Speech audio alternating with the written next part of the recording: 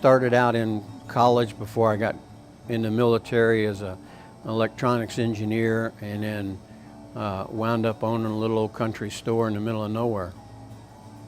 Go figure. I pretty much know how to get places and get out. But one day we went driving around and we got lost so bad, it wasn't even funny, and we wound up on the front steps of this store. And that was 21 years ago, and we got a soda and candy bar and asked directions. So we knew how to get back to Fayetteville. And walked out on the front porch and we looked down 100 yards and there's this old yellow lapboard house with black tin roof and shutters falling off and grass up. It was in foreclosure. And I just looked down there, and my wife looks down there and she says, "Well, look at that, Larry." She says, "I could make that house shine again." And I just looked down there and said, "Well, I could too with a bulldozer." She smacked me, and 6 years later we wound up buying this thing.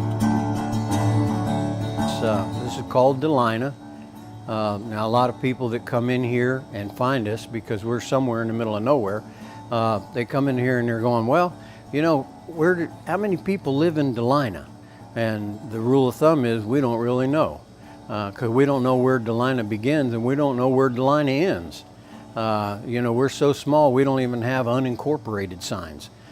So basically, this is Delina, and people come in here. It's been here for quite a while. The store has 1892.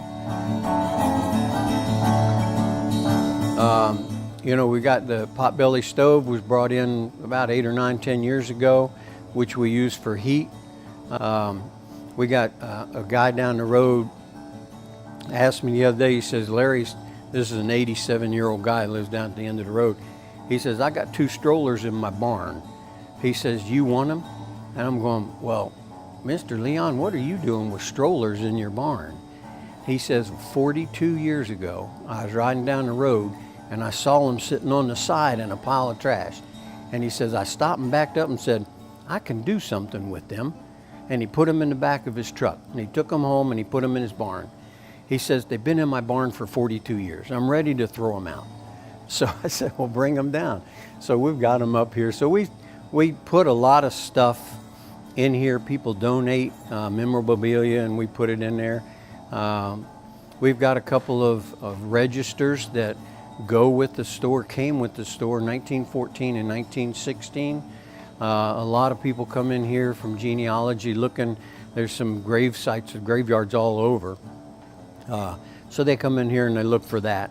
And you know, a lot of times a couple come in the other day, 3 ladies, and they said, "Well, you know, this is who we're looking for." And I'm, "I don't know, but let me look in the book." And then their great-great-grandfather's name was in the book. And it got goosebumps all over them. They were just shivering. They're going, "Oh, wow, this is so neat." We do a Toys for Tots thing once a year, and we kind of call it Destination Delina. We try to get everybody to come to Delina. We did have t-shirts, and I'll tell you this one.